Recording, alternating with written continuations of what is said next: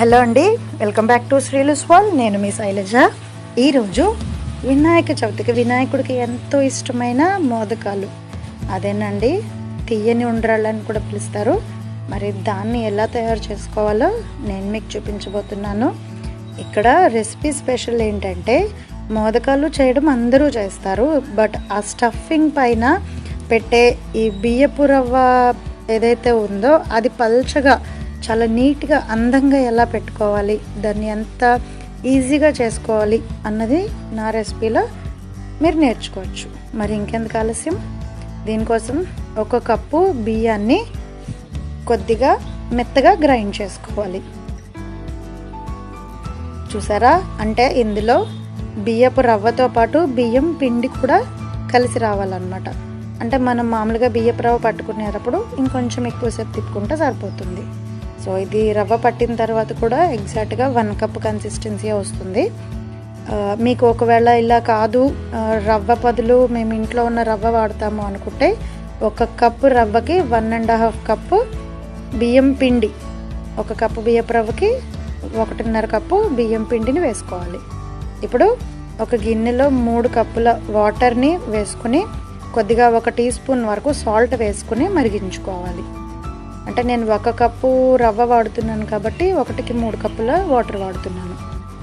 So ఇది మరిగించుకున్న తర్వాత ఇందులో ఆల్రెడీ మనం గ్రైండ్ చేసి పెట్టుకున్న రవ్వ ఏదైతే ఉందో దాన్ని మెల్లగా తిప్పుకుంటూ కలుపుకుంటూ కొద్దిగా వేసుకుంటూ ఉండలు కట్టకుండా కలుపుకోవాలి.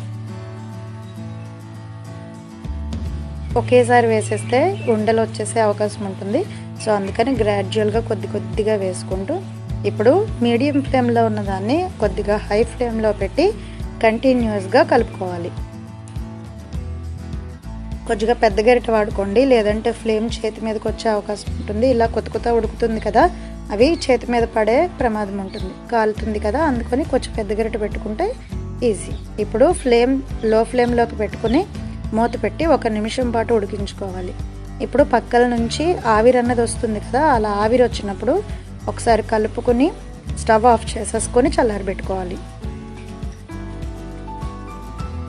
ఇప్పుడు మరి దానిలో స్టఫింగ్ కొబ్బరి పూర్ణం ఎలా తయారు చేసుకోవాలో నేను మీకు చూపిస్తున్నాను. దీన్నే చాలామంది కొబ్బరి లౌజ్ అని కూడా అంటారు, కొంతమంది లస్కోరా అని కూడా పిలుస్తారు. దీనికోసం 1 టీ స్పూన్ నెయ్యిని బాండీలో వేసుకుని వేడి చేసుకోవాలి.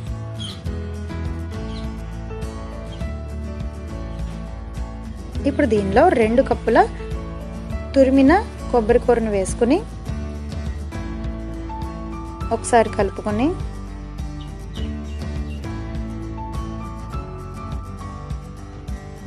దీనిలో 1 కప్పు వరకు చిన్న ముక్కలుగా చేసుకున్న బెల్లాన్ని వేసుకుని కలుపుకోవాలి.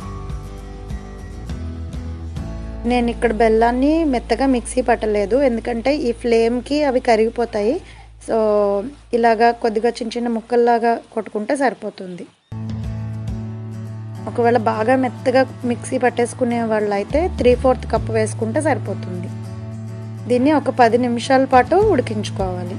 ఈలోగా ఆల్రెడీ మనం ఉడికించి పెట్టుకున్న బియ్యపు రవ్వ ఏదైతే ఉందో దాన్ని ఒక ప్లేట్లోకి షిఫ్ట్ చేసుకుని చల్లారబెట్టుకుందాం.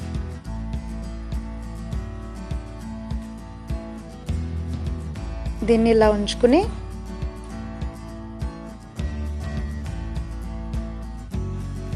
ఇప్పుడు ఈ కొబ్బరి ఏదైతే ఉందో దాన్ని ఒకసారి బాగా కలుపుకోవాలి. ఫ్లేమ్ మాత్రం లో నుంచి మీడియంలో మాత్రమే పెట్టుకోవాలి, లేదంటే కొబ్బరి ఇది మాడిపోతుంది. ఒకవేళ అడుగంటిన వాసన కానీ మాడిన వాసన కానీ వస్తే మోదకాల రుచి అస్సలు బాగోదు. సో పర్ఫెక్ట్గా రావాలి అనుకుంటే ఫ్లేమ్ మాత్రం మీడియం, ఒక 15 నిమిషాల పాటు దీన్ని ఉడికించుకోవాలి.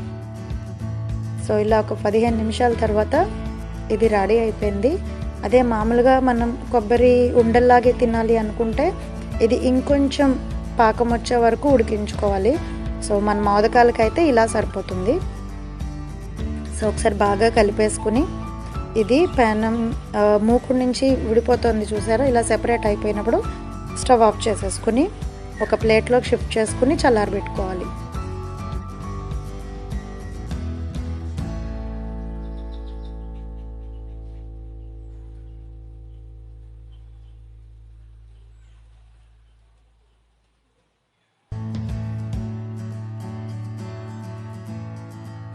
డైరెక్ట్గా మాత్రం వెంటనే టచ్ చేయకండి, ఇందులో బెల్లం పాకం ఉంటుంది కాబట్టి చేతికి అంటుకుని కాలే అవకాశం ఉంటుంది. సో చల్లారనిచ్చిన తర్వాత మాత్రమే దీన్ని ఉండలు చేయడానికి టచ్ చేయండి. ఇది కొద్దిగా గోరువెచ్చగా ఉన్న తర్వాత, అంటే ఒక 10 నిమిషాలు చల్లారి పెట్టిన తర్వాత మెల్లగా ఒక చిన్న నిమ్మకాయ సైజు ఉండల్లాగా ప్రిపేర్ చేసుకోవాలి. అలా కాక మీ దగ్గర మోదక్ మౌల్డ్ ఉంటే దానిలోకి ఏ సైజు సరిపోతుందో ఆ సైజు మీకు నచ్చిన షేప్లో నచ్చిన సైజులో ఉండలు చేసుకోవచ్చు.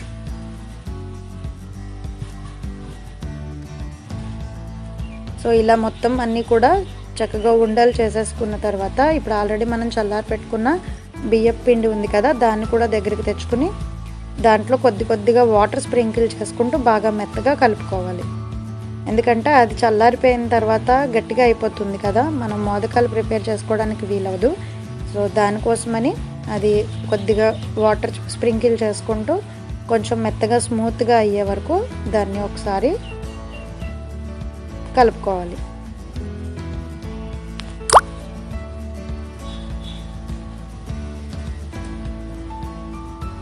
సో ఇలా కొంచెం మెత్తగా మనకి అవుతుంది, ముద్దగా ఉంది అన్నంత వరకు కలుపుకున్న తర్వాత మీకు కొద్దిగా తీసుకుంటూ ఏ షేప్లో కావాలంటే ఆ షేప్లో మోదకాల్ని ప్రిపేర్ చేసుకోవచ్చు.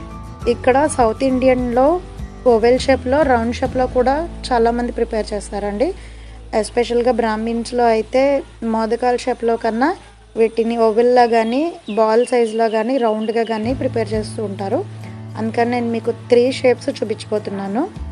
సో ఇలా జాగ్రత్తగా కొద్దిగా వాటర్ పైన అప్లై చేసుకుంటూ స్ప్రెడ్ చేసుకుని దానిలో కొబ్బరి ఏదైతే ఉందో దాన్ని పెట్టుకుని జాగ్రత్తగా కొద్దిగా వాటర్ పెట్టి చేతి తడుపుకుంటూ ఇలాగా రెడీ చేసుకోవాలి.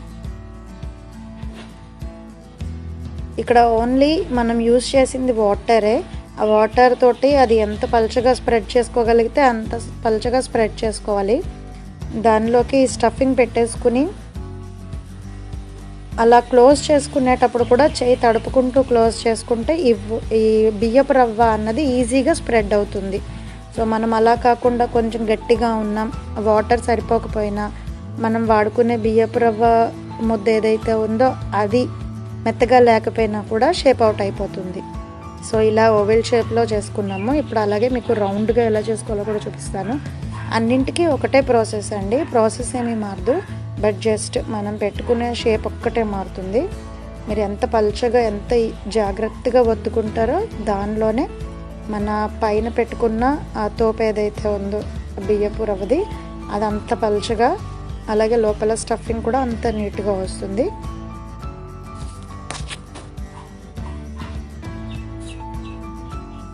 సో ఇలాగా నేను మీకు ఇంకొకటి చేసి చూపిస్తున్నాను చూడండి.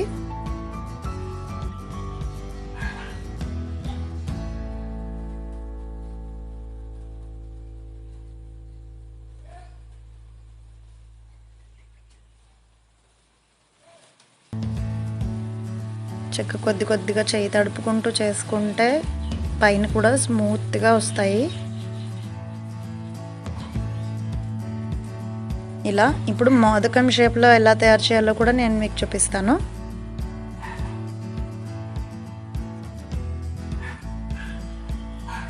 సో కొద్దిగా తడి చేసుకుంటూ కలుపుకోండి, మళ్ళీ ఆరిపోతూ ఉంటుంది కదా, మొత్తం తడి చేసినా కూడా మళ్ళీ కలుపుకోవాల్సి వస్తుంది. సో కొంచెం కావాల్సిన పోర్షన్ తీసుకుని కొద్దిగా తడి చేసుకోండి. సో దీన్ని కూడా ఇప్పుడు రౌండ్ షేప్లో ఎలా అయితే చేసామో అలాగే చేసుకుంటూ కొద్దిగా పైన బౌల్ షేప్లో పెట్టుకుంటే సరిపోతుంది. అలా కాదు మీ దగ్గర మౌల్డ్స్ ఉన్నాయి, మోదక్ మౌల్డ్స్ అంటే చక్కగా దాంట్లో స్టఫింగ్ పెట్టేసి పైన బియ్యపు రవ్వ పెట్టి మౌల్డ్లో ప్రెస్ చేసుకుంటే సరిపోతుంది. సో నేను మౌల్డ్ లేకుండానే షేప్ ట్రై చేస్తున్నాను. ఎగ్జాక్ట్గా రాలేదు కానీ బాగానే వచ్చింది.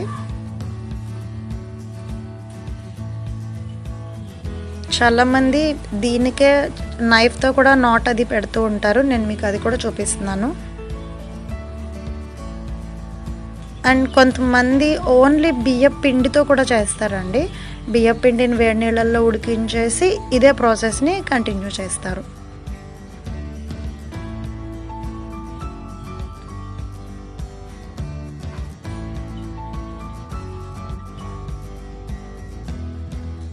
చూసారు కదండి, చాలా సింపుల్గా ఈజీగా మోదకాలు ఎలా ప్రిపేర్ చేసుకుంటున్నామో. రెసిపీని ఎక్కడ మిస్ అవ్వకుండా ఫాలో అయితేనే మీకు ఇది అర్థమవుతుంది. చక్కగా వేలితో ప్రెస్ చేసుకుంటూ అవసరమైతే అలా నైఫ్తో కూడా చక్కగా గీతలు గీసుకుని డిజైన్ కావాలంటే డిజైన్ పెట్టుకోవచ్చు.